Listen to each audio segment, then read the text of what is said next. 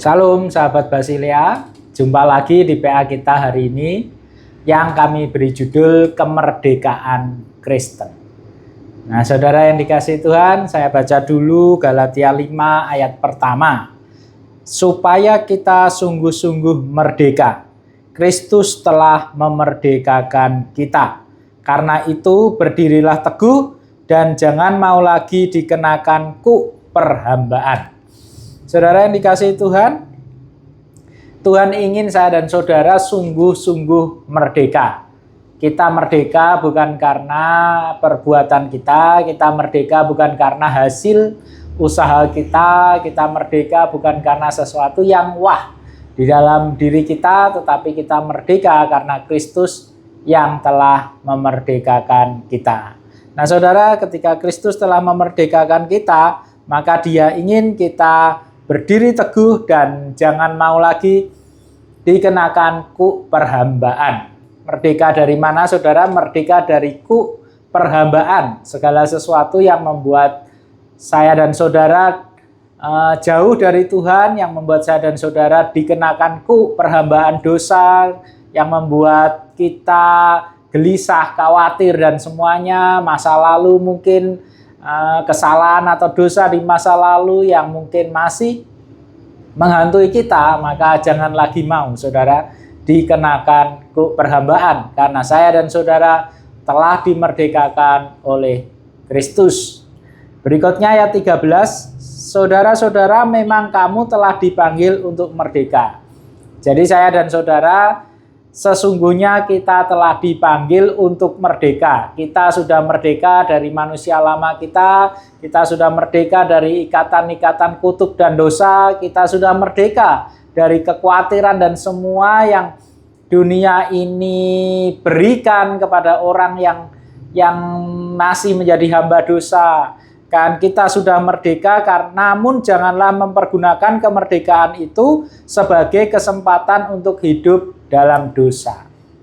Jadi kemerdekaan Kristen bukanlah kemerdekaan liar, bukanlah kemerdekaan hidup semau gue, bukanlah kemerdekaan lepas dari kuk dosa, perhambaan dosa, dan tidak mau memakai kuk yang lain. Saudara, ketika kita dibebaskan dari kuk dosa, kuk perhambaan dosa, maka kita harus mengenakan kuk Kristus. Ada banyak perbedaan kuk Kristus dengan kuk dosa. Kuk Kristus bukanlah kuk perhambaan. Kuk Kristus adalah kuk kemerdekaan.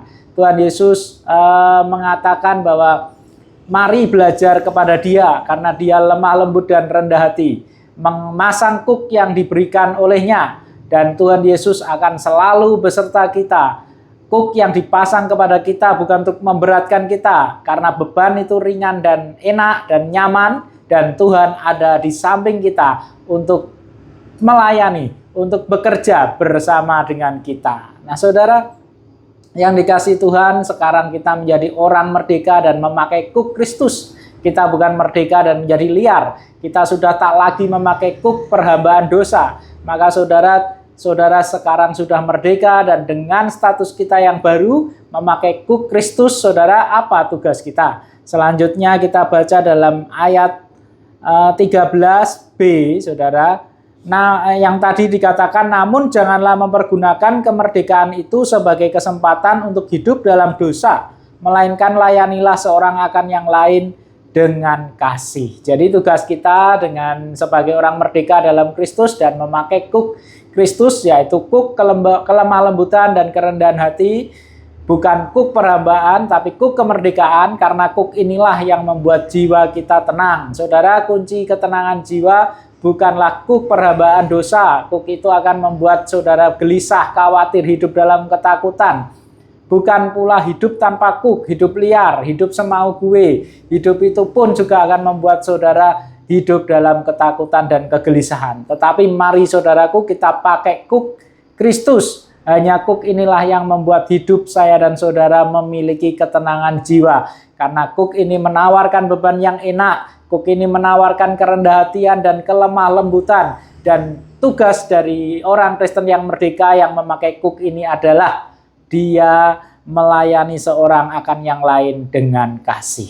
Mari saudara, kita lakukan tugas kita sebagai orang Kristen yang merdeka dengan melayani sesama kita, melayani sesama pelayan Tuhan, melayani jemaat Kristus, bahkan melayani orang-orang di luar Tuhan, melayani tetangga kita, orang lain, orang asing, siapapun itu saudara, layanilah dengan kasih. Karena inilah ciri dari orang merdeka di dalam Kristus yang memakai kuk Yesus Kristus. Dan terakhir saudara, ayat 14-15, sebab seluruh hukum Taurat tercakup dalam satu firman ini, kasihlah sesamamu manusia seperti dirimu sendiri. Ya saudara, mari kita belajar melakukan tugas dari orang Kristen yang merdeka, melayani manusia, mengasihi manusia sama seperti dirinya sendiri. Dan ayat 15, namun jikalau kamu saling menggigit dan saling menelan, awaslah supaya jangan kamu saling membinasakan. Artinya apa saudara? Artinya jangan lagi kita sebagai orang merdeka ini hidup seolah-olah kita masih dalam perhambaan dosa, dengan salah satu ciri yang mereka lakukan adalah saling menggigit, saling menelan, dan saling membinasakan.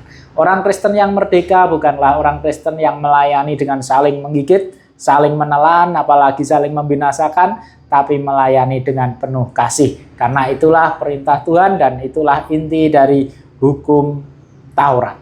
Kasihlah Tuhan Allahmu dan sesamamu manusia. Selamat melayani sebagai orang Kristen yang merdeka dan orang Kristen yang memakai kuk Tuhan Yesus Kristus, dan selamat mengalami damai dan ketenangan jiwa.